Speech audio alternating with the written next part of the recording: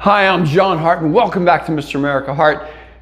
Interesting, just so interesting. In the last week, one of the men in the gym asks me, what would I consider to be the #1 guaranteed way to grow new muscle, to grow more muscle? And, I had to sit back and go, wow, what a loaded, open-ended question, right? But let's take a minute here. Let's take a minute here to go over this. Is it really? Is it really? You see, I'm a minimalist. If you were to walk throughout my house, you'd see I'm not the type of person, even with my family around and everything, I don't carry a lot of mementos. I don't keep a lot of mementos. I don't, even though I have collections of certain things, it's small collections. But I'm also a simplistic person when it comes to the gym, when it comes to training. And what do I mean by that?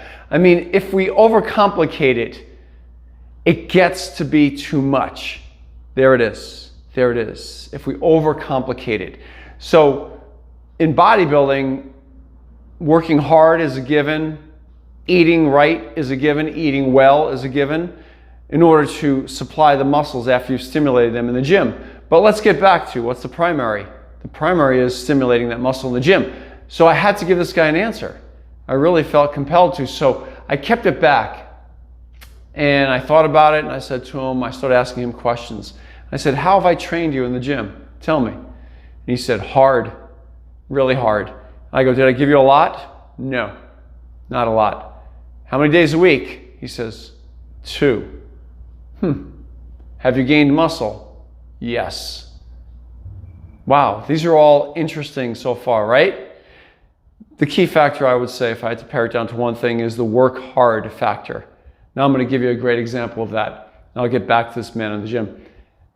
Back about 15 years ago, I'm in the gym and I'm training my clients, and I was in a gym in Marina del Rey in California. And it was an open air gym, indoor, outdoor, and there was a lot of people around. And this one kid who would come in and work out every week, you could tell he had an interest in bodybuilding. He wanted to grow new muscle. He was, pre-workout formula. He had everything going on at the time, okay? The workout gear, he had all the accessories, this and that, the belts, the straps, the this, the that. And so at one point, he's about to start squatting. And I was between clients, and he's a nice enough kid. And I asked him, just off the top of my head, as he's warming up, I'm sitting on a bench right next to the squat rack, and I just asked him, what are your goals? And he said he'd like to put on a solid 10 pounds of muscle. I go, okay, fair enough. And I go, what are you gonna do today? He goes, squat. I already knew he was gonna squat because he already started warming up. So I go, all right, well, let's do this. I'm gonna stick with you through the beginning of your leg workout. And then I have a client coming in 15 minutes. So let's finish warming you up. I'm gonna push you through your squats. And let's see if we can get something going a little more intense. Uh-oh, keyword just shot out there, intense. So here we go. The kid warms up with 1 plate. He warms up with, 135 for about 10 reps, 15 reps. Then he takes 185 and he does an easy 5-6 reps. Then I have him do 225. At 225, 2 plates on the bar, American, right? Pounds. 225. We throw that weight on there and I tell him, just give me 3 reps. He goes, that's it? And I go, yeah, we're just finishing warming up. So he finishes up with a 3-rep set with that 225 because I knew that ultimately the best that he could do was 275 and he had done it for 8 reps. So he says to me, well, what are we gonna do today? And I tell him, all right, 275 for 8 reps. We're only gonna go a little bit lighter than that. So you're pretty confident, right, that you can handle 250? And he goes, yeah. I go, all right, let's throw 250 on the bar. We put 250 on the bar. I go, how many do you think you can get with that? And he says, 10. I go, all right, I'm gonna push you through this set. I want you to start programming it in your head right now. You're pretty confident for 10, but now I'm spotting you. I'm gonna be there putting a bear hug on you. I'm gonna go ahead, I'm gonna push you until we get 20. One way or another, you're gonna get 20. And he goes, okay. I go, even if we have to stand after you hit 10 or 12, you hit the top, take a couple breaths, and you go down for another couple of reps, I'll be there on every one. I promise you, if I start to feel that I'm lifting you up, I will end that set. I'll say rack it.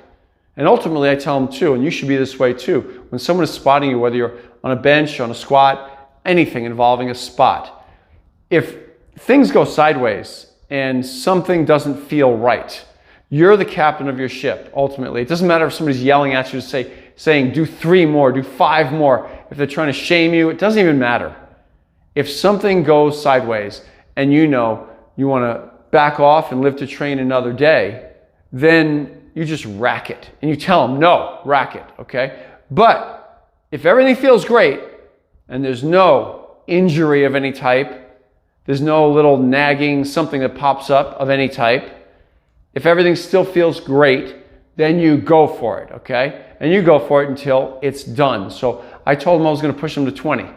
So I put him on the rack, okay? This guy's name was William, by the way. I do remember him vividly.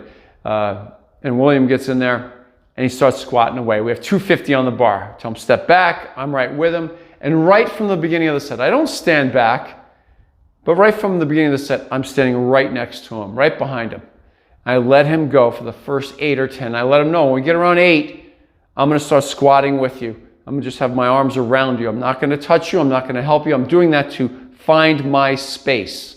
So I'm learning how far I have to throw my hips back so I don't bump into him when he's squatting. He's throwing his hips back. And as we get around number 8, I do it. 9, I'm squatting down with him. 10, now I have my hands just touching his chest a little bit because that was, he told me, his number in his mind. Everything after that was pretty much no man's land in his mind. He didn't really believe he could get past that on his own. So I just stood there and let him feel that I was right there. And we go, number 11, down and up he goes. And I'm yelling at him to go just as deep on every rep and to trust me. I'm a really great spotter. So we go down 11, 12, oh, 13, it's getting a little bit loud now. So he's getting a little bit loud, a little bit huffing and puffing, getting intense about it. He's on 13. I tell him to stand, take a couple of breaths. So he's already 3 reps past than he thought he was going to get. I'm not telling him we're still going for 20, but we were. So I knew that I calculated right that he could do this based on the numbers he had told me. So we're now at 13. He takes a couple of breaths. I go, just give me one rep. Down he goes, deep, up he goes. I barely had to touch him. I didn't lift him at all. So I tell him, take another breath. He takes another breath. And I go, go, down again, boom, down for 15. So we have 5 reps to go. And we repeat that pattern of taking an extra breath on each one, you know, sort of like breathing squats without taking multiple breaths. But we're pushing it to get all the way to 20. Man, when I tell you, those last 5 reps, that boy was giving it everything he had, and I just kept emphasizing, stay upright, chest out, deep, just as deep as your first reps. I kept reminding him, bringing him back to how easy those first reps were. You follow me? And now we go. 17, breath. 18, breath. 19, a breath or 2. 20, a breath or 2. And I tell him, don't head to that rack. You got 1 more in you. And he believed everything I said at that point. And he did 21 reps, so 250. Well, don't you know, after that set, old Will headed on outside. He discovered where the bushes were because he started just letting a few things heave-ho, throwing it up outside, okay? I wasn't trying to get him to throw up, but he had a little bit of food in his system and he had to let it go. And he recovered pretty quick after that, hydrated himself, and he came back in and finished his workout. I was training other people at that point, but I left him alone. As long as he was, you know, breathing and didn't need to have an ambulance or anything like that, we were okay, and he survived it. So what's my point in all of this? Super high, intense effort, high intensity training. That's high intensity training right there. So let's not get all caught up in the weeds. You've heard a lot lately on YouTube about high intensity training. And as all of you know, I've been a high intensity training, a HIT advocate since way back in the day. When I first started training, Mike Mentzer's workouts were the ones that I did when I first started working out 40 years ago. His original training routines, heavy duty, high intensity training. Eventually, Mike trained me. Eventually, I trained clients for this entire last 40 years. And I eventually won titles just like Mike did, but in the natural realm. I won the same titles, the Mr. America, when it was drug tested for 3 years, and then the natural Mr. Universe. And so in my world, I got to achieve all of my goals training in this manner. The key factor was a high intensity. Guaranteed you're going to grow new muscle if you give a higher intensity effort today than you ever have before, or even in recent times.